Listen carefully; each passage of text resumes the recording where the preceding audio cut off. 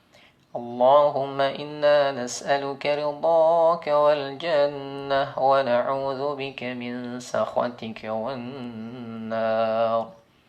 اللهم إنا نسألك رضاك والجنة ونعوذ بك من سخطك والنار. اللهم إنا نسألك رضاك والجنة ونعوذ بك من سخطك والنار. اللهم إنا نسألك رضاك والجنة ونعوذ بك من سخطك والنار. اللهم إنا نسألك رضاك والجنة ونعوذ بك من سخطك والنار. اللهم إنا نسألك رضاك والجنة ونعوذ بك من سخطك والنار. اللهم أعد رمضان علينا سنين بعد سنين وأعواما بعد أعوام على ما تحبه وترضاه يا أرحم الراحمين. اللهم إنا نسألك رضاك والجنة ونعوذ بك من سخطك والنار. اللهم إنا نسألك رضاك والجنة ونعوذ بك من سخطك والنار. اللهم إنا نسألك رضاك والجنة ونعوذ بك من سخطك والنار. اللهم إنا نسألك رضاك والجنة ونعوذ بك من سخطك والنار. اللهم إنا نسألك رضاك والجنة ونعوذ بك من سخطك والنار. اللهم إنا نسألك رضاك والجنة ونعوذ بك من سخطك والنار. اللهم إنا نسألك رضاك والجنة ونعوذ بك من سخطك والنار. اللهم إنا نسألك رضاك والجنة ونعوذ بك من سخطك والنار. اللهم إنا نسألك رضاك والجنة ونعوذ بك من سخطك والنار. اللهم إنا نسألك رضاك والجنة ونعوذ بك من سخطك والنار. اللهم إنا نسألك رضاك والجنة ونعوذ بك من سخطك والنار. اللهم إنا نسألك رضاك والجنة ونعوذ بك من سخطك والنار. اللهم إنا نسألك رضاك والجنة ونعوذ بك من سخطك والنار. اللهم إنا نسألك رضاك والجنة ونعوذ بك من سخطك والنار. اللهم إنا نسألك رضاك والجنة ونعوذ بك من سخطك والنار. اللهم إنا نسألك رضاك والجنة ونعوذ بك من سخطك والنار. اللهم إنا نسألك رضاك والجنة ونعوذ بك من سخطك والنار. اللهم إنا نسألك رضاك والجنة ونعوذ بك من سخطك والنار. اللهم إنا نسألك رضاك والجنة ونعوذ بك من سخطك والنار. اللهم إنا نسألك رضاك والجنة ونعوذ بك من سخطك والنار. اللهم إنا نسألك رضاك والجنة ونعوذ بك من سخطك والنار. اللهم إنا نسألك رضاك والجنة ونعوذ بك من سخطك والنار. اللهم إنا نسألك رضاك والجنة ونعوذ بك من سخطك والنار. اللهم إنا نسألك رضاك والجنة ونعوذ بك من سخطك والنار.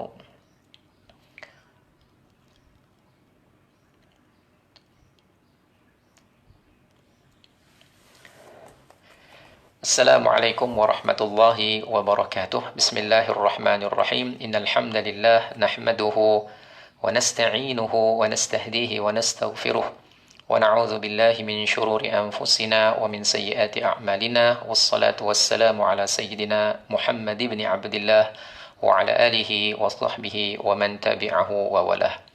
Alhamdulillah, segala puji bagi Allah Subhanahu wa taala. Kita bersyukur pada pagi yang mulia ini, 3 Ramadan, kita masih lagi diberikan peluang, diberikan nafas, diberikan nyawa, diberikan kekuatan, diberikan kesihatan, yang mana salah satu daripada tanda cara kita melahirkan, menzahirkan kesyukuran kita kepada Allah ialah melahirkan dalam dua bentuk. Yang pertama, syukur lafzi, iaitu syukur dalam bentuk lafaz perkataan. Alhamdulillah, saya berterima kasih, saya bersyukur. Itu nama dia syukur lafzi. Yang kedua ialah syukur fi'li, syukur secara perbuatan, iaitu kita gunakan apa yang Allah berikan kepada kita untuk kita melaksanakan ketaatan dan ibadah kepada Allah Subhanahu wa taala. Dan pagi ini kita membaca Al-Quranul Karim dan kita mengucapkan syukur, maka kita melaksanakan 2 bentuk kesyukuran kepada Allah. Yang pertama dalam bentuk lafaz, alhamdulillah. Yang kedua, kita gunakan suara yang Allah anugerahkan, lisan yang Allah kurniakan, gigi yang Allah pinjamkan untuk kita menuturkan, membaca sebahagian daripada ayat suci Al-Quranul Karim. Jadi kawan-kawan yang sedang berada di atas talian, pada pagi ini insya-Allah kita akan menyambung pembacaan kita bermula daripada juzuk yang ketiga. Bermula daripada juzuk yang ketiga. Sila bersedia dengan mushaf pada muka surat 42. Pada muka surat 42. Masing-masing boleh mula buka muka surat 42. InsyaAllah, sebagaimana yang kita sebutkan sebelum ini, kita merancang bahawa kita akan baca 2 makra', kita break sekejap. 2 makra', kita break sekejap. 2 makra', kita break sekejap. Kerana keseluruhan dalam satu juzuk, pembahagiannya ada 8 makra'. Jadi mungkin kita berhenti lebih kurang sebanyak 4 kali lebih kurang insyaAllah. Kecuali kalau saya tengok ada kesesuaian, kita teruskan saja, skip satu lagi makra' dan sebagainya. Tapi secara umum, begitulah kaedah pendekatan yang kita buat, dan kita lihat beberapa intisari ayat. Baik, silakan masing-masing semua buka terus kepada juzuk yang ketiga. Juzuk yang ketiga pada muka surat 42. Awal juzuk yang ketiga. Ayat 253 surah Al-Baqarah. Dan hari ini dan pagi ini kita akan menyelesaikan surah Al-Baqarah dan kita akan melangkah masuk dalam surah yang selanjutnya, surah yang ketiga kemudiannya. Surah yang pertama Al-Fatihah, surah yang kedua adalah surah Al-Baqarah, surah yang ketiga adalah surah Ali Imran. Bacaannya ialah Ali Imran, bukan Al-Imran, tapi Ali Imran. Ali itu maknanya keluarga. Baik, masing-masing bersedia. Kita akan mulakan bacaan. Sebelum itu kita niatkan hadiahkan surah Al-Fatihah kepada junjungan Nabi besar kita Nabi Muhammad sallallahu alaihi wasallam, ahli keluarga baginda dan para sahabat. Al-Fatihah. A'udzu billahi minasyaitonir rajim. Bismillahirrahmanirrahim. Alhamdulillahi rabbil alamin. Ar-Rahmanir Rahim. Maliki yaumiddin. Iyyaka na'budu wa iyyaka nasta'in. Ihdinas صراط الذين أنعمت عليهم غير المغضوب عليهم ولا الضالين.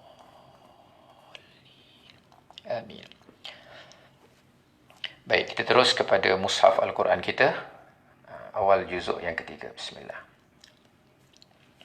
Bersedia semua insya-Allah?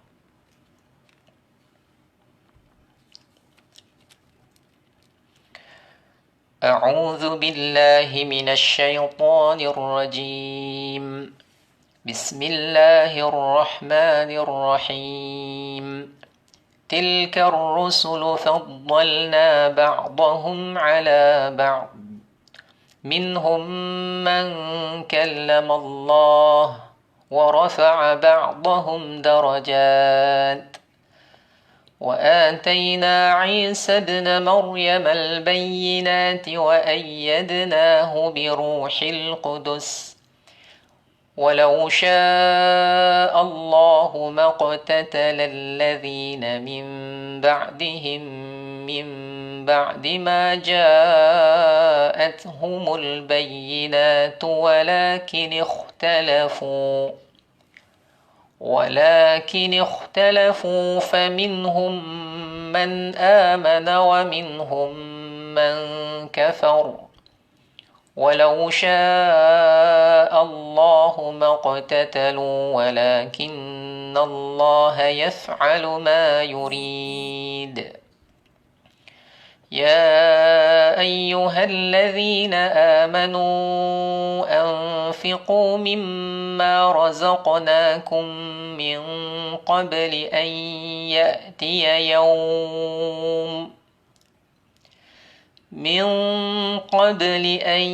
يأتي يوم لا بيع فيه ولا خلة ولا شفاعة والكافرون هم الظالمون الله لا إله إلا هو الحي القيوم لا تأخذه سنة ولا نوم له ما في السماوات وما في الأرض من ذا الذي يشفع عنده إلا بإذنه يعلم ما بين أيديهم وما خلفهم ولا يحيطون بشيء من علمه إلا بما شاء وسع كرسيه السماوات والأرض ولا يؤوده حفظهما وهو العلي العظيم لا إكراه في الدين قد تبين الرشد من الغي فمن يكفر بالطاغوت ويؤمن بالله فقد استمسك بالعروة الوثقى لا انفصام لها والله سميع عليم الله ولي الذين آمنوا يخرجهم من الظلمات إلى النور والذين كفروا أولياؤهم الطاغوت يخرجونهم من النور إلى الظلمات أولئك أصحاب النار هم فيها خالدون ألم تر إلى الذي حاج إبراهيم في ربه أن آتاه الله الملك إذ قال إبراهيم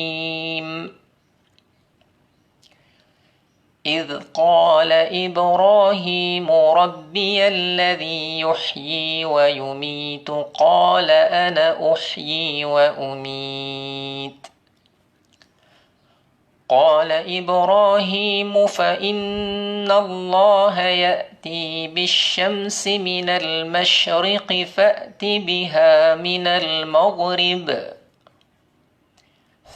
بها من المغرب فبهت الذي كفر والله لا يهدي القوم الظالمين.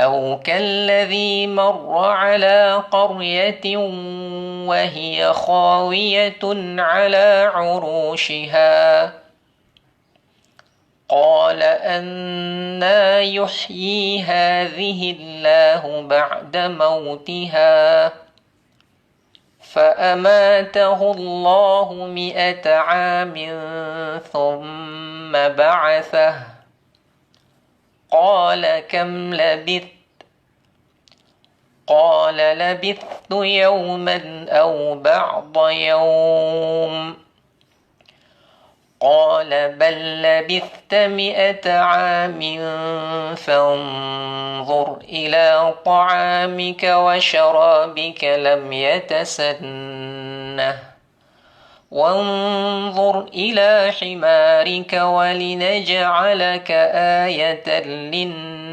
للناس وانظر إلى العظام كيف ننشزها ثم نكسوها لحما فلما تبين له قال أعلم أن الله على كل شيء قدير. وإذ قال إبراهيم رب أرني كيف تحيي الموتى قال أولم تؤمن قال بلى ولكن ليطمئن قلبي قال فخذ 4 من الطير فصرهن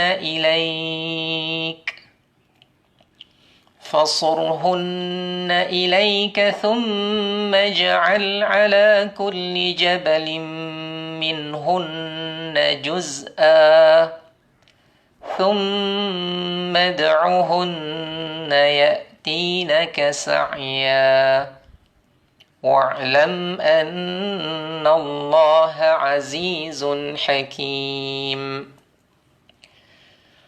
مثل الذين ينفقون أموالهم في سبيل الله كمثل حبة أنبتت 7 سنابل في كل سنبلة 100 حبة والله يضاعف لمن يشاء والله واسع عليم. الذين ينفقون أموالهم في سبيل الله ثم لا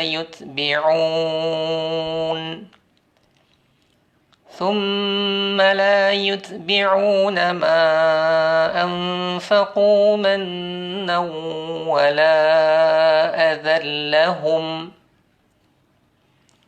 لهم أجرهم عند ربهم ولا خوف عليهم ولا هم يحزنون. قول معروف ومغفرة خير من صدقة يتبعها أذى والله غني حليم.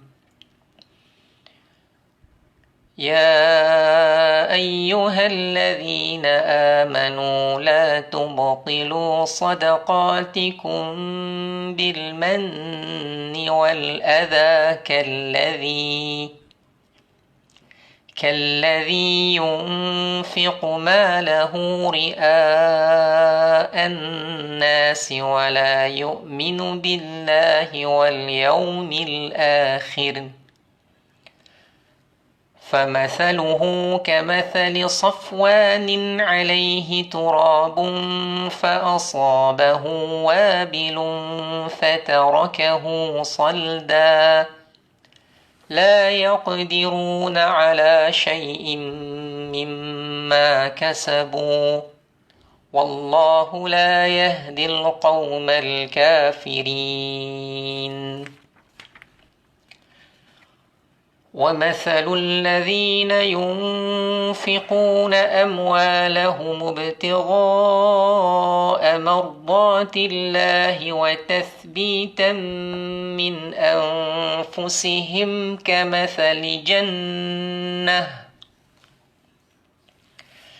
كمثل جنة بربوة أصابها وابل فآتت أكلها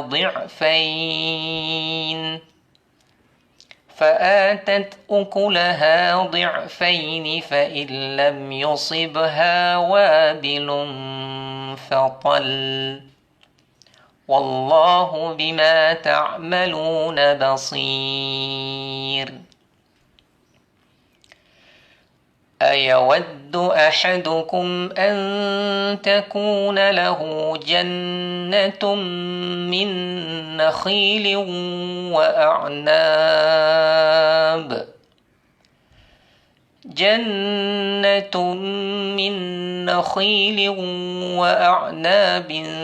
تجري من تحتها الأنهار له فيها من كل الثمرات وأصابه الكبر وله ذرية ضعفاء فأصابها إعصار فيه نار فاحترقت كذلك يبين الله لكم الآيات لعلكم تتفكرون يا أيها الذين آمنوا أنفقوا من طيبات ما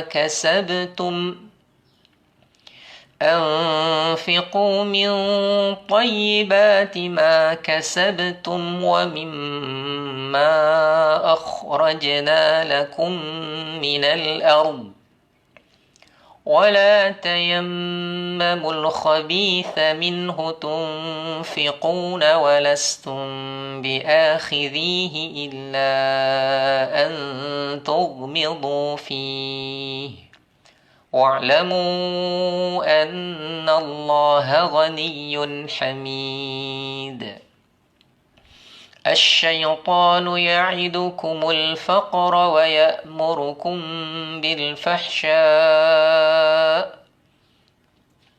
والله يعدكم مغفرة منه وفضلا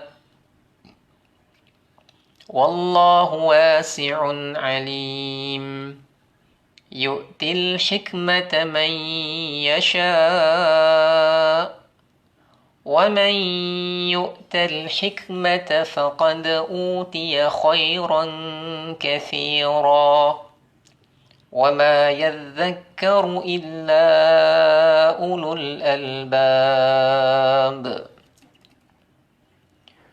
وما أنفقتم من نفقة أو نذرتم من نذر فإن الله يعلمه وما للظالمين من أنصار إن تبدوا الصدقات فنعما هي وإن تخفوها وتؤتوها الفقراء فهو خير لكم ويكفر عنكم من سيئاتكم والله بما تعملون خبير.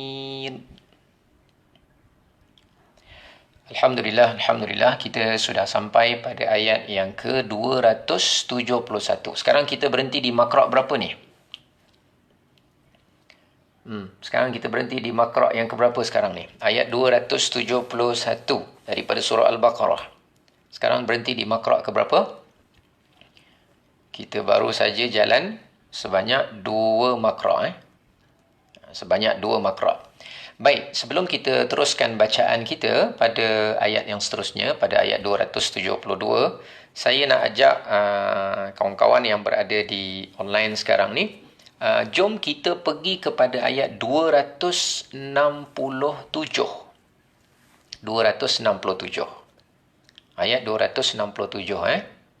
Okey, kita pergi kepada ayat 267. Kita lihat di sini. Allah Subhanahu Wa Taala berfirman, ini sangat penting. Ada satu peristiwa yang berkaitan dengan diri saya juga sebagai pengalaman daripada mengambil faedah daripada ayat ni. Baik, ayat 267. Maaf, 267. 267. Kalau saya tersilap sebut tadi. Baik, kita lihat ayat dia di sini. 267. Sengaja saya tunjuk dengan jari. Ya ayyuhalladzina amanu, wahai orang-orang yang beriman, anfiqu, infakkanlah, min tayyibati ma kasabtum. Infakkanlah daripada perkara-perkara baik, yang baik-baik daripada apa yang kamu usahakan. Anfiqu min tayyibati ma kasabtum wa mimma akhrajna lakum minal ard, dan daripada apa yang kami keluarkan bagi kamu daripada bumi, dari bumi. Wala tayammamul khabitha minhu tunfiqun. Janganlah kamu memilih-milih harta yang khabith, yang buruk-buruk, daripadanya kamu infakkan. Jadi jangan pilih harta kita, kepunyaan kita yang tak elok, yang buruk, kemudian kita infakkan. Walastum biakhidhihi illa an tughmidu fi. Dan kamu sendiri kalau dapat benda itu, kamu sendiri tidak akan mengambilnya, melainkan kamu hanya akan memejamkan mata kerana tak mau, tidak ingin, tidak suka, tidak berminat dengan perkara tersebut.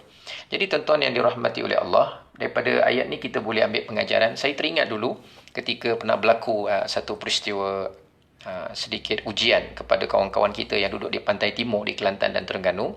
Pernah sekali berlaku banjir. Jadi kami di sini, di selatan, di Johor Bahru, kita buat satu usaha untuk kumpulkan barang-barang yang kita boleh sumbangkan kepada mereka. Ada yang sumbang beras, ada yang sumbang. Salah satu daripadanya ialah yang menyumbang, mereka menyumbang pakaian. Baik, pakaian tu okeylah. Tapi yang menjadi kesedihan kepada kami ialah bila dah dikumpulkan barang-barang tu, sebahagian daripada mereka memberikan pakaian. Pakaian yang terpakai banyak saja yang boleh dipakai. Dan keadaannya mulik-mulik pun ada juga. Tapi yang menyedihkan kami ialah bila dah diumumkan khusus untuk disumbangkan kepada sahabat-sahabat saudara kita yang terkena ujian banjir dan sebagainya, mereka beri sampai kepada peringkat, maaf cakaplah, pakaian dalam yang terpakai dan wallahu a'lam, mungkin dia terbungkus ke ataupun dia mengikut sertakan tanpa sengaja dan sebagainya.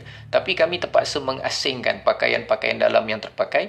Sedangkan dalam masyarakat kita kena ambil maklum, kalau menyumbangkan pakaian, tak perlulah sampai kepada, kerana kita ada sensitivity dan sentimen. Hal itu tak agak sukar untuk orang pakai pakaian dalam daripada orang, senang cerita bekas orang lain pernah pakai dan sebagainya.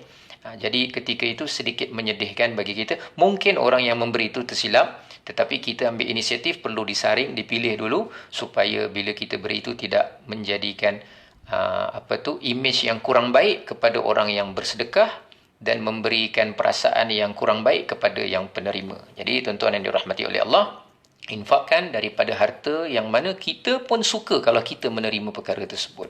Jadi tuan-tuan, baik, itu yang dapat kita pelajari. Sekarang kita sambung bacaan kita insya-Allah pada makra' yang ketiga, dalam juzuk yang ketiga, ayat 272. A'udzu billahi minasyaitonir rajim. ليس عليك هداهم ولكن الله يهدي من يشاء وما تنفقوا من خير فلأنفسكم وما تنفقون إلا ابتغاء وجه الله وما تنفقوا من خير يوفى إليكم وأنتم لا تظلمون. للفقراء الذين أحصروا في سبيل الله لا يستطيعون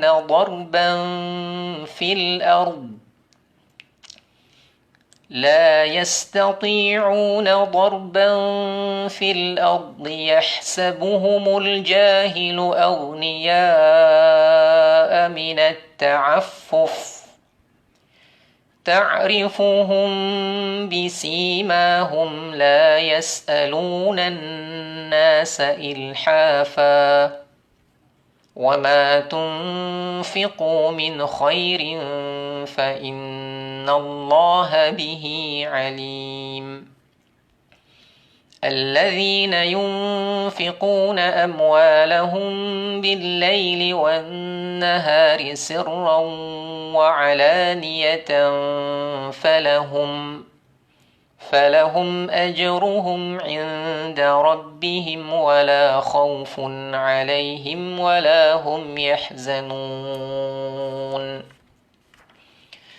الذين يأكلون الربا لا يقومون إلا كما يقوم الذي يتخبطه الشيطان من المس ذلك بأنهم قالوا إنما البيع مثل الربا وأحل الله البيع وحرم الربا فمن جاءه موعظة من ربه فانتهى فله ما سلف وأمره إلى الله ومن عاد فأولئك أصحاب النار هم فيها خالدون يمحق الله الربا ويربي الصدقات والله لا يحب كل كفار أثيم إن الذين آمنوا وعملوا الصالحات وأقاموا الصلاة وآتوا الزكاة لهم أجرهم عند ربهم ولا خوف عليهم ولا هم يحزنون يا أيها الذين آمنوا اتقوا الله وذروا ما بقي من الربا إن كنتم مؤمنين فإن لم تفعلوا فأذنوا بحرب من الله ورسوله وإن تبتم فلكم رؤوس أموالكم لا تظلمون ولا تظلمون وإن كان ذو عسرة فنظرة إلى ميسرة وأن تصدقوا خير لكم إن كنتم تعلمون واتقوا يوما ترجعون فيه إلى الله ثم توفى كل نفس ما كسبت وهم لا يظلمون يا أيها الذين آمنوا إذا تداينتم بدين إلى أجل مسمى فاكتبوه وليكتب بينكم كاتب بالعدل ولا يأب كاتب أن يكتب كما علمه الله فليكتب وليملل الذي عليه الحق وليتق الله ربه ولا يبخس منه شيئا فإن كان الذي عليه الحق سفيها أو ضعيفا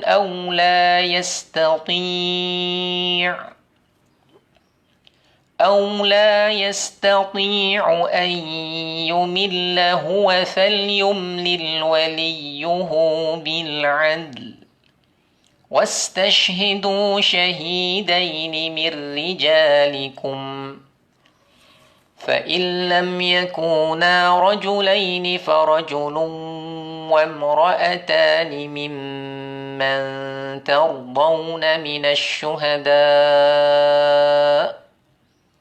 أن تضل إحداهما فتذكر إحداهما الأخرى ولا يأبى الشهداء إذا ما دعوا ولا تسأموا أن تكتبوه صغيرا أو كبيرا إلى أجله ذلكم أقسط عند الله وأقوم للشهادة وأدنى ألا ترتابوا إلا أن تكون تجارة حاضرة تديرونها بينكم فليس عليكم جناح ألا تكتبوها وأشهدوا إذا تبايعتم ولا يضار كاتب ولا شهيد وإن تفعلوا فإنه فسوق بكم واتقوا الله ويعلمكم الله والله بكل شيء عليم وإن كنتم على سفر ولم تجدوا كاتبا فرهان مقبوضة فإن أمن بعضكم بعضا فليؤدي الذي اؤتمن أمانته وليتق الله ربه ولا تكتموا الشهادة ومن يكتمها فإنه آثم قلبه والله بما تعملون عليم لله ما في السماوات وما في الأرض وإن تبدوا ما في أنفسكم أو تخفوه يحاسبكم به الله فيغفر لمن يشاء ويعذب من يشاء والله على كل شيء قدير آمن الرسول بما أنزل إليه من ربه والمؤمنون كل آمن بالله وملائكته وكتبه ورسله لا نفرق بين أحد من رسله وقالوا سمعنا وأطعنا غفرانك ربنا وإليك المصير لا يكلف الله نفسا إلا وسعها لها ما كسبت وعليها ما اكتسبت ربنا لا تؤاخذنا إن نسينا أو أخطأنا ربنا ولا تحمل علينا إصرا كما حملته على الذين من قبلنا ربنا ولا تحملنا ما لا طاقة لنا به واعف عنا واغفر لنا وارحمنا أنت مولانا فانصرنا على القوم الكافرين. بسم الله الرحمن الرحيم. ألف لام ميم. الله لا إله إلا هو الحي القيوم نزل عليك الكتاب بالحق مصدقا لما بين يديه وأنزل التوراة والإنجيل من قبل هدى للناس وأنزل الفرقان. إن الذين كفروا بآيات الله لهم عذاب شديد والله عزيز ذو انتقام. إن الله لا يخفى عليه شيء في الأرض ولا في السماء. هو الذي يصوركم في الأرحام كيف يشاء. لا إله إلا هو العزيز الحكيم. هو الذي أنزل عليك الكتاب منه آيات محكمات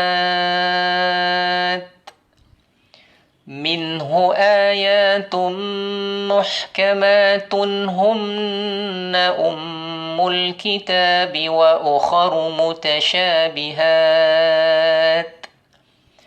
فأما الذين في قلوبهم زيغ فيتبعون ما تشابه منه ابتغاء الفتنة وابتغاء تأويله وما يعلم تأويله إلا الله. والراسخون في العلم يقولون آمنا به كل من عند ربنا وما يذكر إلا أولو الألباب. ربنا لا تزغ قلوبنا بعد إذ هديتنا وهب لنا من لدنك رحمة إنك أنت الوهاب. ربنا إنك جامع الناس ليوم لا ريب فيه إن الله لا يخلف الميعاد. إن الذين كفروا لن تغني عنهم أموالهم ولا أولادهم من الله شيئا وأولئك هم وقود النار. كدأب آل فرعون والذين من قبلهم كذبوا بآياتنا فأخذهم الله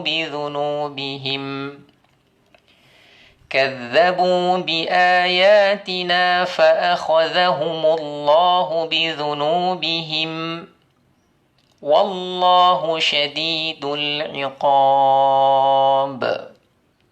قل للذين كفروا ستغلبون وتحشرون إلى جهنم وبئس المهاد. قد كان لكم آية في فئتين التقتا فئة تقاتل في سبيل الله وأخرى كافرة يرونهم مثليهم رأي العين والله يؤيد بنصره من يشاء إن في ذلك لعبرة لأولي الأبصار زين للناس حب الشهوات من النساء والبنين والقناطير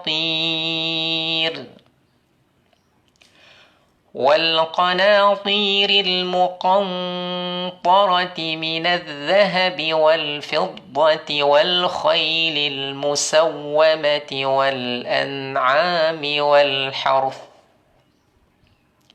ذلك متاع الحياة الدنيا والله عنده حسن المآب.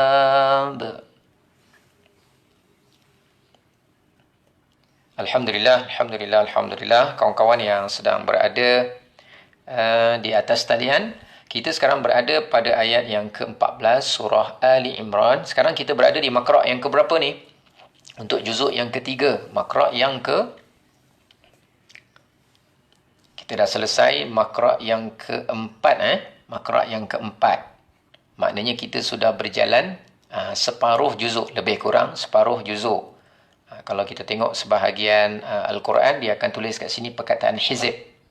Sebahagian Al-Quran, mushaf, dia tulis sini. Kita selesai 4 makra'. Baik, sebelum kita sambung bacaan kita pada makra' yang kelima, sebelum kita sambung pada bacaan makra' kita yang kelima untuk juzuk yang ketiga, saya nak ajak kita kembali semula kepada surah Al-Baqarah.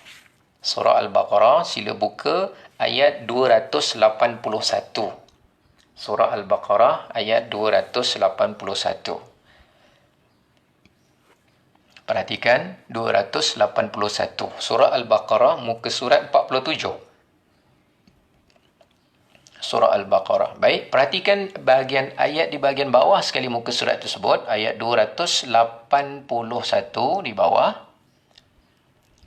Kalau kita ditanya apakah ayat yang pertama, ayat Al-Quran yang pertama diturunkan oleh Allah Subhanahu Wa Taala kepada baginda Nabi sallallahu alaihi wasallam? Maka jawapan kita jelas, iaitu 5 ayat yang pertama dalam surah Al-Alaq. Iqra' bismi rabbikal ladzi khalaq, khalaqal insana min 'alaq, iqra' wa rabbukal akram, alladzi 'allama bil qalam, 'allamal insana ma lam ya'lam. 5 ayat yang pertama dalam surah Al-Alaq itu diturunkan. Biasa kita tengok sebahagian jemaah umrah, mereka bertabarruk, datang ziarah ke tempat di mana lokasinya Rasulullah pertama kali mendapat wahyu, surah Al-Alaq. Tapi kalau kita ditanya, apakah ayat Al-Quran yang terakhir yang diturunkan kepada Nabi SAW? Ada banyak pendapat ulama. Ada yang menyatakan al-yawma akmaltu lakum dinakum sehingga ke akhir ayat. Tetapi pendapat yang paling terbaik sekali, berdasarkan kepada banyak petunjuk-petunjuk, dalil-dalil dan sebagainya, ayat yang terakhir ialah ayat 281 daripada surah Al-Baqarah. Kita lihat ayatnya. Wattaqu yawman turja'una fihi ila Allah. Takutlah kamu, bertakwalah kamu, takutlah kamu yang mana di hari kamu akan kembalikan kepada Allah Subhanahu Wa Taala. Thumma tuwaffa kullu nafsin ma kasabat. Setiap jiwa, setiap diri akan disempurnakan atas apa sahaja yang mereka pernah kerjakan. Kasabat, ini konsep kasab, usahakan.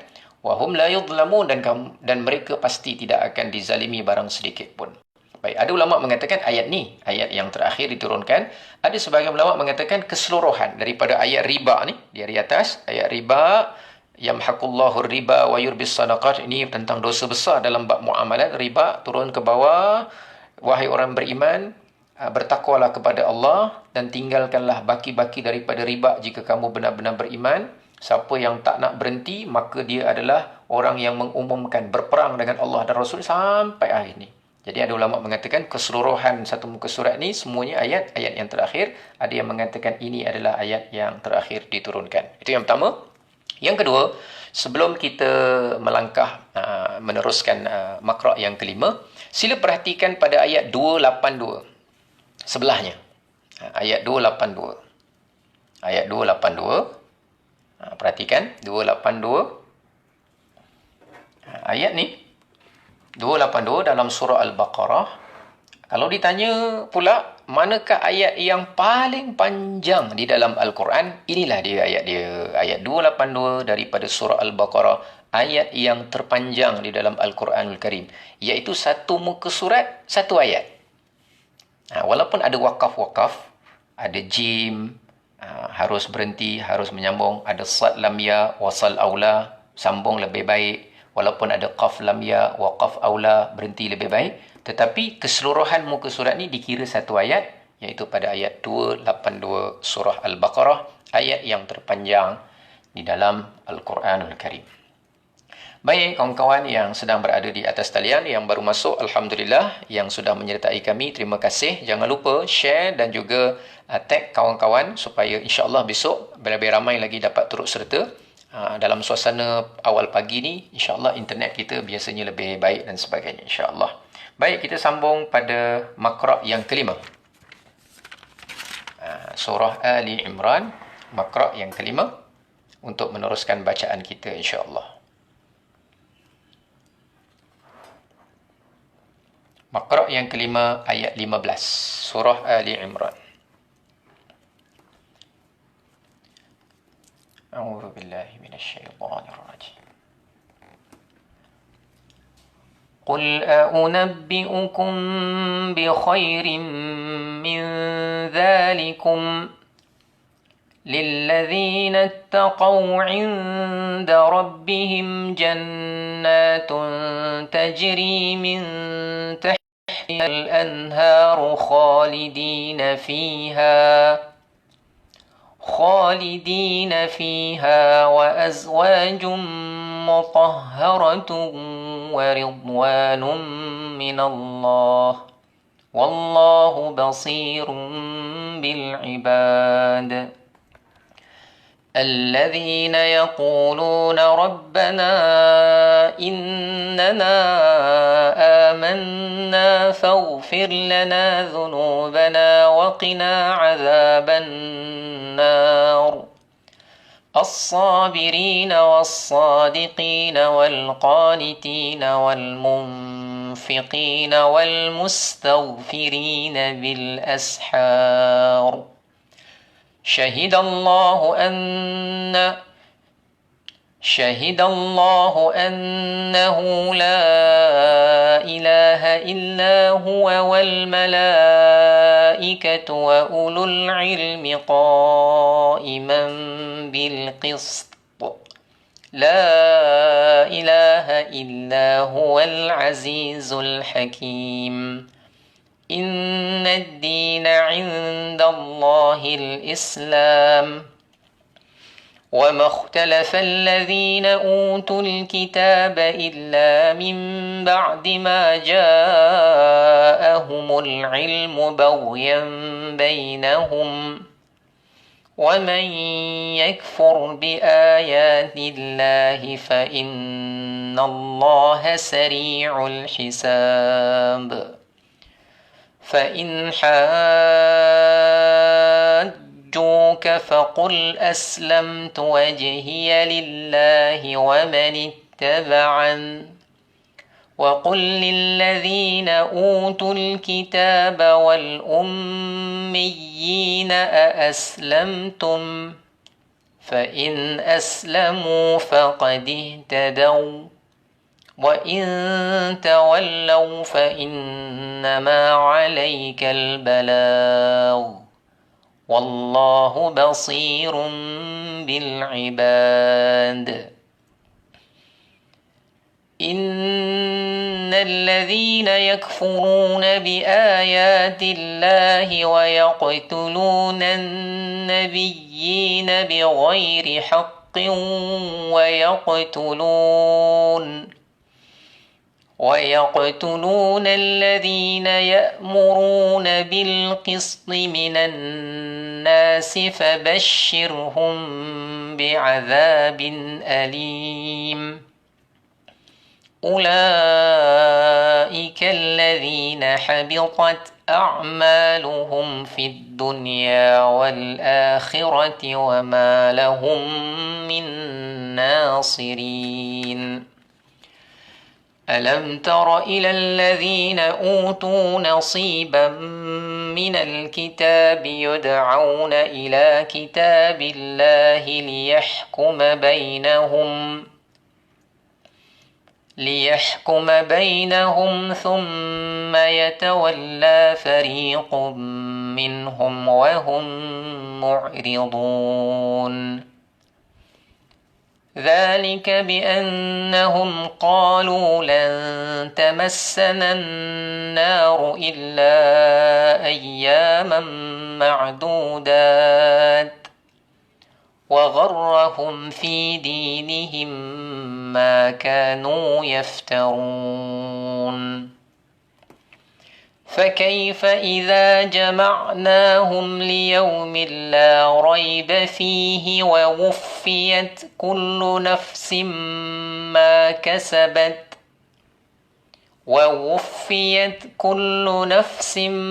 ما كسبت وهم لا يظلمون قل اللهم مالك الملك تؤتي الملك من تشاء وتنزع الملك ممن تشاء وتعز من تشاء وتذل من تشاء بيدك الخير إنك على كل شيء قدير تولج الليل في النهار وتولج النهار في الليل وتخرج الحي من الميت وتخرج الميت من الحي وترزق من تشاء بغير حساب لا يتخذ المؤمنون الكافرين أولياء من دون المؤمنين ومن يفعل ذلك فليس من الله في شيء إلا أن تتقوا منهم تقاه ويحذركم الله نفسه وإلى الله المصير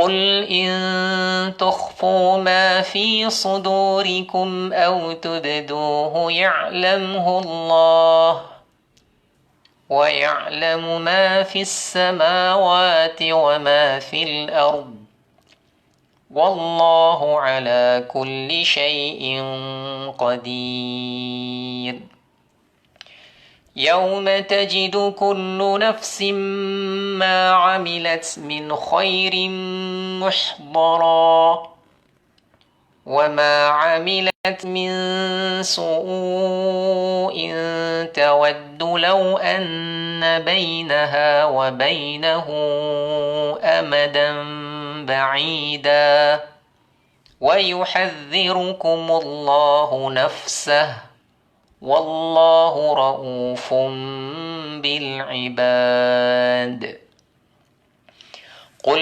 إن كنتم تحبون الله فاتبعوني يحببكم الله ويغفر لكم ذنوبكم والله غفور رحيم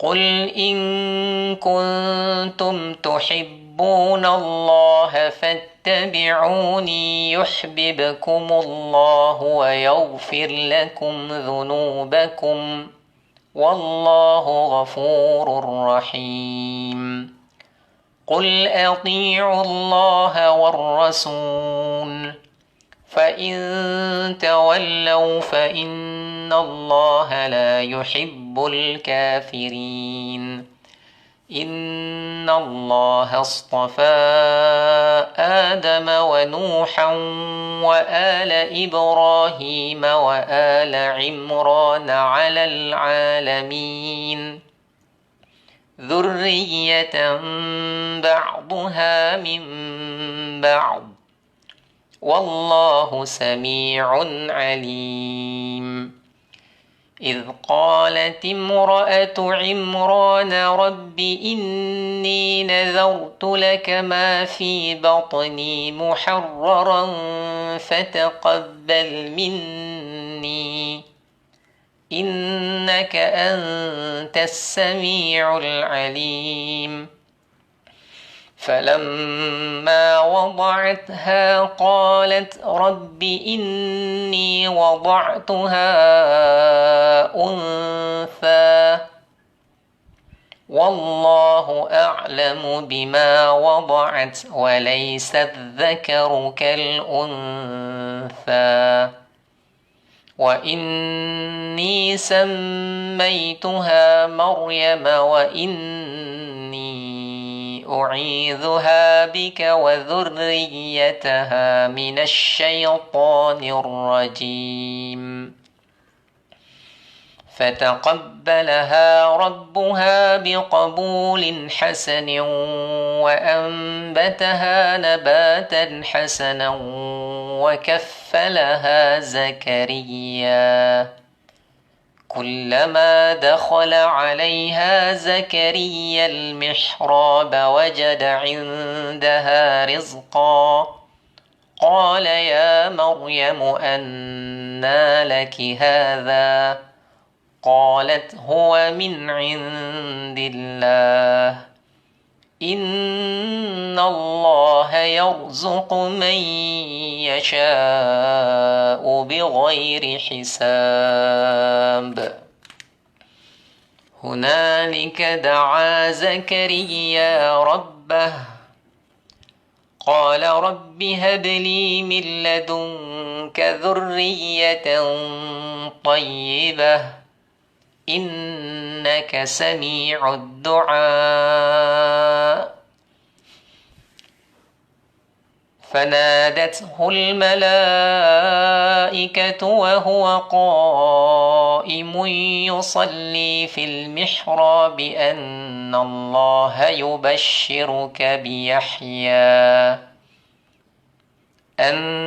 الله يبشرك بيحيى مصدقا بكلمة من الله وسيدا وحصورا ونبيا من الصالحين قال رب أنى يكون لي غلام وقد بلغني الكبر وامرأتي عاقر قال كذلك الله يفعل ما يشاء قال رب اجعل لي آية قال آيتك ألا تكلم الناس 3 أيام إلا رمزا واذكر ربك كثيرا وسبح بالعشي والإبكار وإذ قالت الملائكة يا مريم إن الله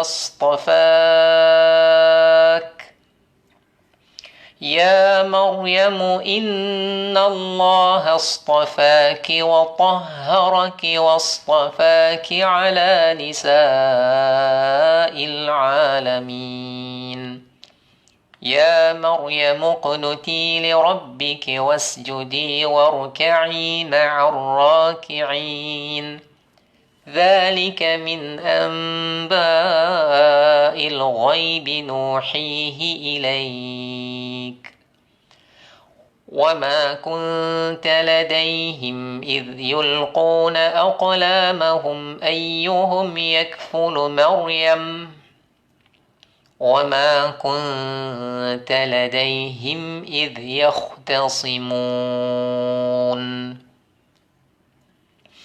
إذ قالت الملائكة يا مريم إن الله يبشرك بكلمة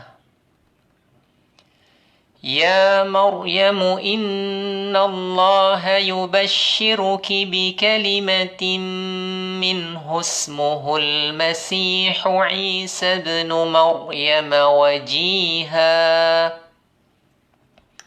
وجيها في الدنيا والآخرة ومن المقربين ويكلم الناس في المهد وكهلا ومن الصالحين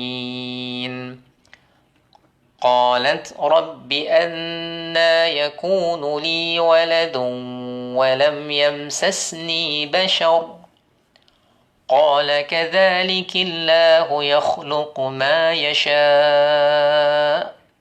إذا قضى أمرا فإنما يقول له كن فيكون ويعلمه الكتاب والحكمة والتوراة والإنجيل ورسولا إلى بني إسرائيل أني قد جئتكم بآية من ربكم أني أخلق لكم من الطين كهيئة الطير فأنفخ فيه فيكون طيرا بإذن الله وأبرئ الأكمه والأبرص وأحيي الموتى بإذن الله وأنبئكم بما تأكلون وما تدخرون في بيوتكم إن في ذلك لآية لكم إن كنتم مؤمنين ومصدقا لما بين يدي من التوراة ولأحل لكم بعض الذي حرم عليكم وجئتكم بآية من ربكم فاتقوا الله وأطيعون إن الله ربي وربكم فاعبدوه هذا صراط مستقيم. Alhamdulillah, kita sudah tiba pada ayat yang ke-51 dari surah Ali Imran. Saya ulang sekali lagi, saya sebutkan, mungkin sebahagian kita sudah maklum, tetapi menjadi perhatian supaya kita juga beritahu kepada orang lain. Surah ni dinamakan dengan nama surah Ali Imran, bukan Al-Imran. Kerana Imran adalah nama seseorang, Ali bermaksud ahli keluarga. Baik, kelebihan keluarga Imran ini dengan kelahiran anaknya Maryam, ibu kepada Nabi Isa. Imran dengan isterinya lama tak dapat anak, lalu dia bernazar untuk anaknya diinfakkan ke jalan Allah dalam hal memberi khidmat kepada Allah, menjaga Masjidil Aqsa. Lalu Allah kurniakan seorang anak perempuan namanya Maryam. Baik, saya nak ajak tuan-tuan untuk kita lihat sebahagian daripada ayat yang boleh kita pelajari daripada sini. Lihat pada ayat yang ke-36 surah Ali Imran. Surah Ali Imran ayat yang ke-36. Ayat yang ke-36.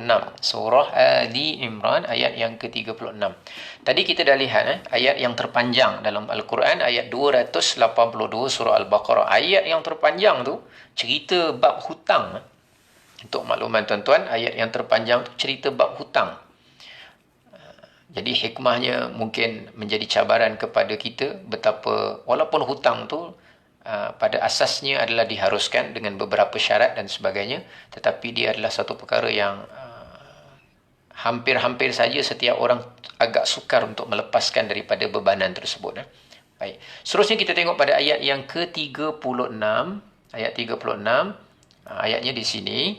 inni sammaituha Maryam wa inni sammaituha Maryam, dan sesungguhnya aku menamakan anak ini dengan nama Maryam, wa inni u'idzuha bika wa dzurriyyataha minasyaitonir rajim, dan aku melindungkan dia denganmu ya Allah.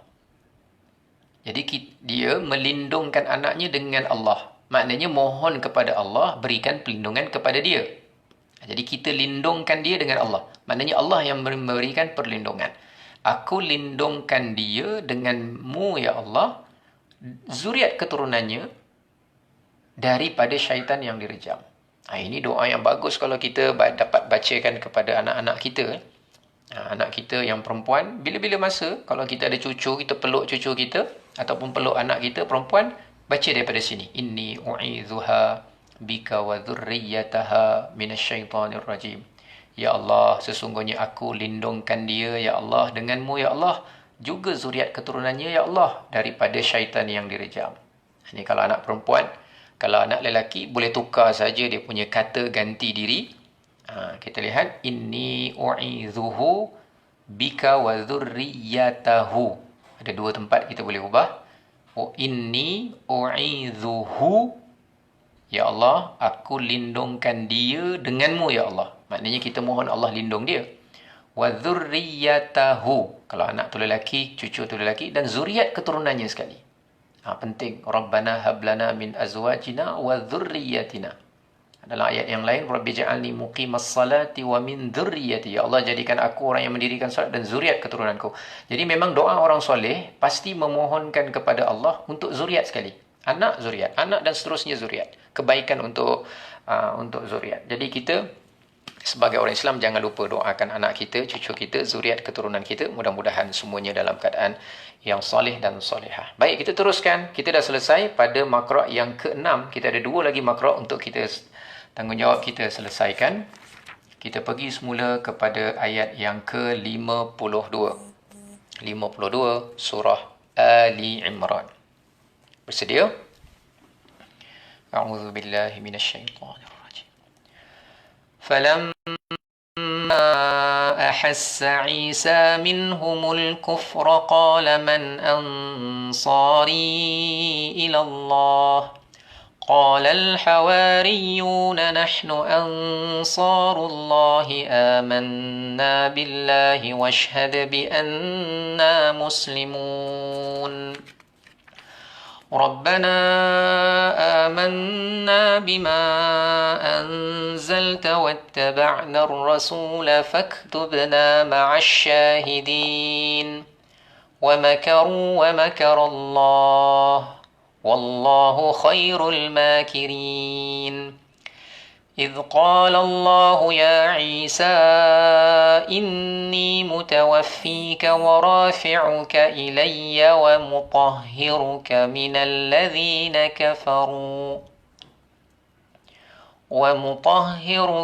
الذين كفروا وجاعل الذين اتبعوك فوق الذين كفروا إلى يوم القيامة ثم إلي مرجعكم فأحكم بينكم فيما كنتم فيه تختلفون فأما الذين كفروا فأعذبهم عذابا شديدا في الدنيا والآخرة وما لهم من ناصرين وأما الذين آمنوا وعملوا الصالحات فيوفيهم أجورهم والله لا يحب الظالمين ذلك نتلوه عليك من الآيات والذكر الحكيم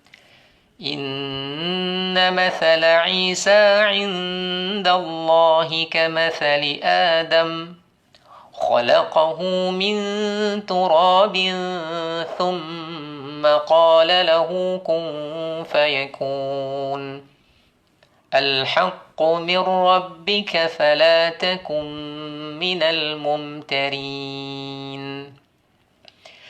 فمن حاجك فيه من بعد ما جاءك من العلم فقل تعالوا ندع أبناءنا وأبناءكم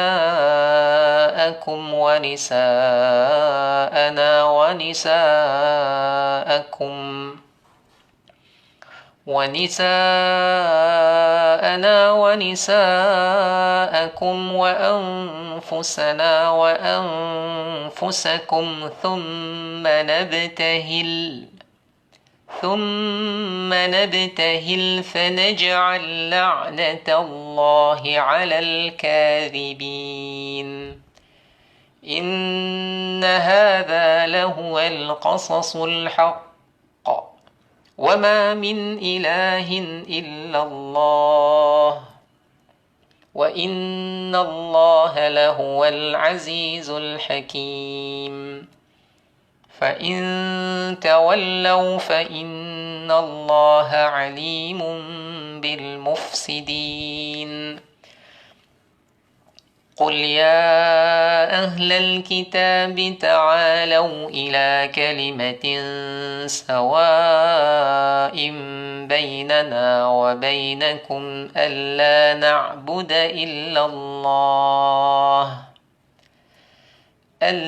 نعبد إلا الله ولا نشرك به شيئا ولا يتخذ بعضنا بعضا أربابا من دون الله فإن تولوا فقولوا اشهدوا بأننا مسلمون يا أهل الكتاب لم تحاجون في إبراهيم وما أنزلت التوراة والإنجيل إلا من بعده أفلا تعقلون ها أنتم هؤلاء حاججتم فيما لكم به علم فلم تحاجون فيما ليس لكم به علم والله يعلم وأنتم لا تعلمون ما كان إبراهيم يهوديا ولا نصرانيا ولكن كان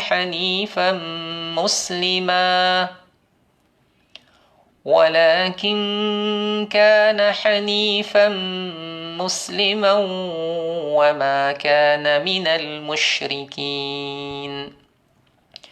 إن أولى الناس بإبراهيم للذين اتبعوه وهذا النبي والذين آمنوا والله ولي المؤمنين ودت طائفة من أهل الكتاب لو يضلونكم وما يضلون إلا أنفسهم وما يشعرون يا أهل الكتاب لم تكفرون بآيات الله وأنتم تشهدون يا أهل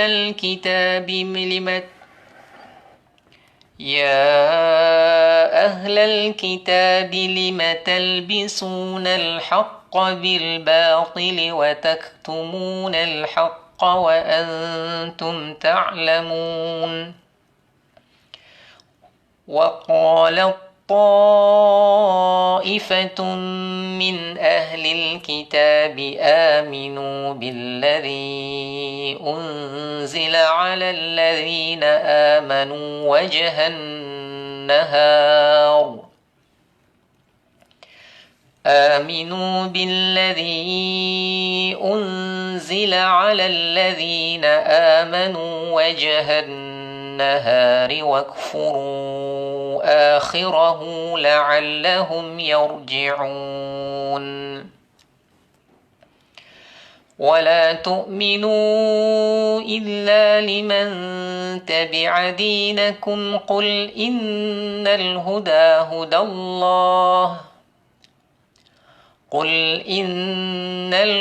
هدى الله أن يؤتى أحد مثل ما أوتيتم أو يحاجوكم عند ربكم قل إن الفضل بيد الله يؤتيه من يشاء والله واسع عليم يختص برحمته من يشاء والله ذو الفضل العظيم ومن أهل الكتاب من إن تأمنه بقنطار يؤده إليك ومنهم من إن تأمنه بدينار لا يؤده إليك إلا ما دمت عليه قائما ذلك بأنهم قالوا ليس علينا في الأميين سبيل ويقولون على الله الكذب وهم يعلمون بلى من أوفى بعهده واتقى فإن الله يحب المتقين إن الذين يشترون بعهد الله وأيمانهم ثمنا قليلا أولئك لا خلاق لهم في الآخرة ولا يكلمهم الله ولا ينظر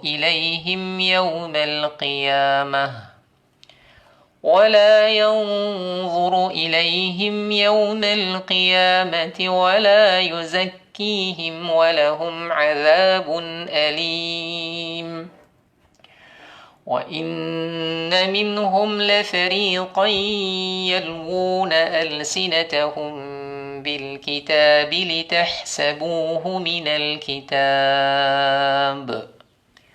وما هو من الكتاب ويقولون هو من عند الله وما هو من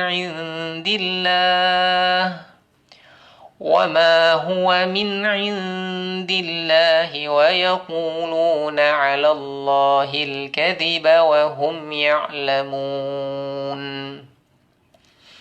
ما كان لبشر أن يؤتيه الله الكتاب والحكم والنبوة ثم يقول للناس كونوا عبادا لي من دون الله ولكن كونوا ربانيين بما كنتم تعلمون الكتاب وبما كنتم تدرسون ولا يأمركم أن تتخذوا الملائكة والنبيين أربابا أيأمركم بالكفر بعد إذ أنتم مسلمون وإذ أخذ الله ميثاق النبيين لما آتيتكم من كتاب وحكمة ثم جاءكم رسول مصدق لما معكم لتؤمنن به ولتنصرنه قال أأقررتم وأخذتم على ذلكم إصري قالوا أقررنا قال فاشهدوا وأنا معكم من الشاهدين فمن تولى بعد ذلك فأولئك هم الفاسقون أفغير دين الله يبغون وله أسلم من في السماوات والأرض طوعا وكرها وإليه يرجعون قل آمنا بالله وما أنزل علينا وما أنزل على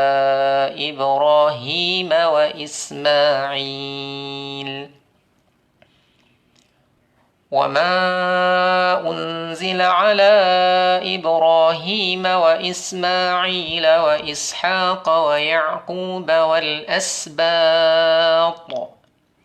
وما أوتي موسى وعيسى والنبيون من ربهم لا نفرق بين أحد منهم ونحن له مسلمون ومن يبتغ غير الإسلام دينا فلن يقبل منه وهو في الآخرة من الخاسرين كيف يهدي الله قوما كفروا بعد إيمانهم وشهدوا أن الرسول حق وجاءهم البينات والله لا يهدي القوم الظالمين أولئك جزاؤهم أن عليهم لعنة الله والملائكة والناس أجمعين خالدين فيها لا يخفف عنهم العذاب ولا هم ينظرون إلا الذين تابوا من بعد ذلك وأصلحوا فإن الله غفور رحيم إن الذين كفروا بعد إيمانهم ثم ازدادوا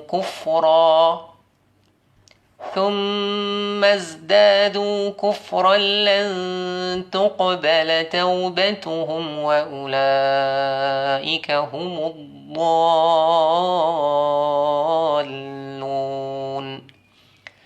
إن الذين كفروا وماتوا وهم كفار فلن يقبل من أحدهم ملء الأرض ذهبا ولو افتدى به أولئك لهم عذاب أليم وما لهم من ناصرين لن تنالوا البر حتى تنفقوا مما تحبون وما تنفقوا من شيء فإن الله به عليم. Alhamdulillah, kita telah selesai pada ayat yang ke-92 surah Ali Imran, selesai juzuk yang ketiga. Alhamdulillah, Alhamdulillah, Alhamdulillah, Alhamdulillah. Syukur kepada Allah. Ini semua anugerah daripada Allah. Cuma sebelum kita tutup majlis kita pada pagi ini, saya ingin tunjukkan satu perkara berkaitan dengan ayat yang sebelumnya. Baik tuan-tuan yang dirahmati oleh Allah, cuba lihat pada ayat 59, pada ayat yang ke-59, ayat 59, ayat 59, muka surat 57, muka surat 57. Allah Subhanahu wa taala berfirman, lihat di sini ayat 59. Bila saya sebut ayat 59, maknanya di sini inna mathala Isa indallahi kamathali Adam. Sesungguhnya perbandingan, perumpamaan kejadian Nabi Isa itu di sisi Allah adalah sama juga seperti Nabi Adam. Allah menciptanya daripada tanah, turab, thumma qala lahu, kemudian Allah jadikan dia maka jadilah dia. Baik. Ayat ni menceritakan bahawa ada satu kisah orang-orang Nasrani datang kepada Nabi sallallahu alaihi wasallam. Orang-orang Nasrani pada zaman Nabi sallallahu alaihi wasallam datang kepada Nabi. Mereka mendakwa tentang betapa istimewanya Nabi Isa. Lalu mereka kata Nabi Isa ni sangat ajaib sebab dia lahir tanpa bapa. Oleh kerana itu kami, yakni orang Nasrani maksud saya, kami ni menyembah Nabi Isa kerana dia unik, lain daripada yang lain. Lalu Rasulullah SAW berhujah kembali, kalau kamu mempertuhankan Nabi Isa atas alasan bahawa Nabi Isa tu lahir tanpa bapa, maka kenapa kamu tak lihat terus kepada Nabi Adam? Bukan kata tanpa bapa, malah tanpa bapa dan tanpa mak terus. Kalau nak dikira ukuran, kalau ikut kayu ukur orang-orang Nasrani bahawa ketuhanan yang disembah itu dilihat dari sudut semata-mata kerana tidak berbapa dilihat hebat, maka kenapa tak tengok kepada Nabi Adam yang tidak memiliki ayah dan tidak memiliki ibu? Inna mathala Isa indallah kamathali Adam. Sesungguhnya perumpamaan penciptaan Nabi Isa ini seperti mana sama juga dengan penciptaan Nabi Adam. Maknanya sama tu dari sudut apa? Mereka dijadikan oleh Allah tanpa perantaraan hubungan lelaki dan perempuan seperti mana manusia yang lain. Dua-dua ini dijadikan oleh Allah Subhanahu wa taala kerana Allah Maha berkuasa untuk menunjukkan tanda-tanda kekuasaan Allah Subhanahu wa taala. Jadi tuan-tuan yang dirahmati oleh Allah, kawan-kawan yang telah berada di atas talian bersama kita pada hari ini, syukur alhamdulillah. Mudah-mudahan Allah kurniakan kita semangat, kurniakan kita istiqamah. Tolong sharekan, tolong kongsikan, tolong iklankan, tolong sampaikan supaya mereka ada yang tersilap, ada yang pergi ke Facebook saya, nama saya Iliyin Aminin, tapi sebenarnya saya bawa ni di page Qaswa Travel and Tours. Tolong sampaikan dan insya-Allah mudah-mudahan kalaupun mungkin kita satu saat dan hari ada hari yang mungkin kita tak mampu, tetapi mudah-mudahan asbab kita mengiklankan ada 5 orang, ada 10 orang yang lain yang meneruskan. Kita tak dapat teruskan, mungkin ada kekangan dan sebagainya, tapi orang lain teruskan. Rupa-rupanya kita tak tahu di sisi Allah pada hari akhirat 5 orang yang meneruskan itu ada saham pahalanya bagi kita, khususnya pada bulan Ramadan yang saya sebutkan semalam, syahrul Ramadan alladhi unzila fihil Quran. Jadi saya ucapkan semua sekali ribuan terima kasih, jazakumullahu khairan katsira. Tetapi sama-sama kita ingatkan dan saya ingatkan diri saya juga, sama-sama akhlisun niyyata lillah, sama-sama kita ikhlaskan niat semata-mata kerana Allah, niat semata-mata kerana Allah, niat semata-mata kerana Allah. Pasakkan dalam hati kita niat semata-mata kerana Allah, semata-mata kerana Allah, semata-mata kerana Allah, bukan kerana yang lain. Sebab kita rasa rugi. Sebab majlis kita ni dalam keadaan diiklankan, dalam keadaan dipaparkan, dalam keadaan dibuat live. Jadi pada masa yang sama kita juga nak mempromosi kebaikan, tetapi pada masa yang sama kita memiliki tugas yang besar untuk menjaga hati kita masing-masing supaya tidak timbul perasaan takabur, riak, merasa lebih baik daripada orang lain. Dan tuan-tuan yang dirahmati oleh Allah, sebelum saya tutup, saya mohon maaf tadi ada beberapa tempat tersasul bacaan saya dan saya cuba ulang. Dan sekiranya tuan-tuan ada perasan, ada tempat yang saya tersilap baca, yang saya mungkin tak perasan, kadang-kadang membaca tu tak perasan, penglihatan kita tak berapa jelas, saya mohon nanti berikan teguran. Di sini pun boleh, secara langsung pun boleh, beri teguran di personal message pun boleh, tak ada masalah. Kerana kita ke arah nak buat kalau boleh secara tadarus. Semak, saya baca, tuan-tuan semak. Satu hari nanti tuan-tuan baca, saya semak. Kerana semangat Ramadan tu, di antara Rasulullah dan Jibril, mereka melaksanakan tadarus, seorang membaca dan seorang mendengar. Yang ini kita nak menuju ke arah yang lebih baik. Jadi alhamdulillah, terima kasih saya ucapkan semua. Sebelum kita berakhir, marilah sama-sama kita menadah tangan, doa mohon kepada Allah, mudah-mudahan Allah rahmati dan berkati majlis kita insya-Allah. Bismillahirrahmanirrahim. Alhamdulillahirabbil alamin, wassalatu wassalamu ala sayyidina Muhammadin asyrafil anbiya'i wal mursalin wa ala alihi wa sahbihi ajma'in.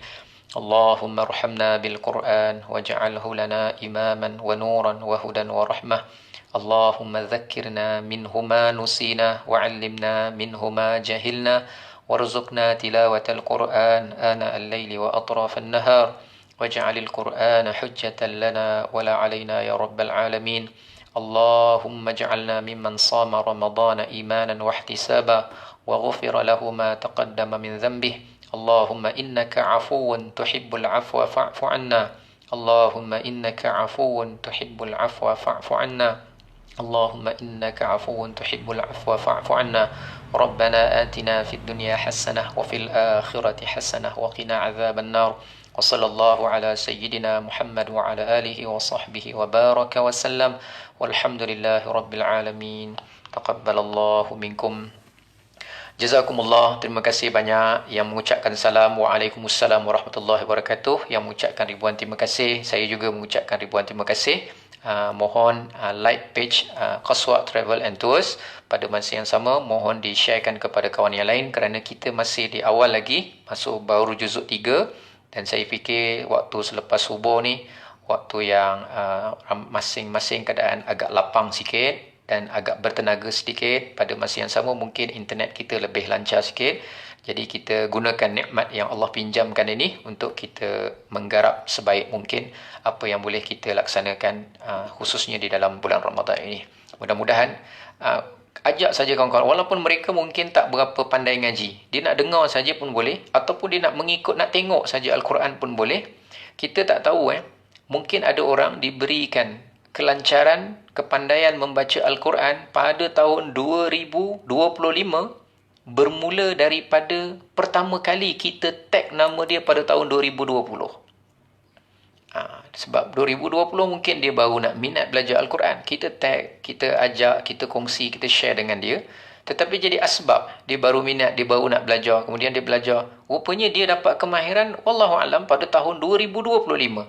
Tapi kita jadi asbab untuk dia pertama kali mendapat pendedahan tentang pentingnya dia mempelajari Al-Quran. Dan tuan-tuan yang dirahmati oleh Allah, perancangan kita seperti mana biasa, kita jalan 2 makra', kita lihat 1-2 ayat yang kita boleh pelajari, lihat jalan 2 makra', dan saya fikir selang di antara tu kita ada rehat. Tujuan dia supaya kita tak berterusan baca 1 juzuk, kerana kalau berterusan baca 1 juzuk bagi mereka yang kurang biasa, kadang-kadang tekak tu rasa macam agak kering, ataupun kadang-kadang rahang tu rasa agak letih. Jadi tak apalah, masa break tu biarlah saya yang bercakap dan sebagainya. Mudah-mudahan insya-Allah memberi manfaat dan kebaikan. Wallahu a'lam bissawab. Mohon ampun dan maaf, apa yang baik tu datang dari Allah, segala kekurangan, kelemahan dari Allah juga atas kelemahan diri saya. Mudah-mudahan Allah ampunkan kita. Aqulu qawli hadza wa astaghfirullahal azim li wa lakum. Wabillahi taufiq wal hidayah. Wassalamu alaikum warahmatullahi wabarakatuh.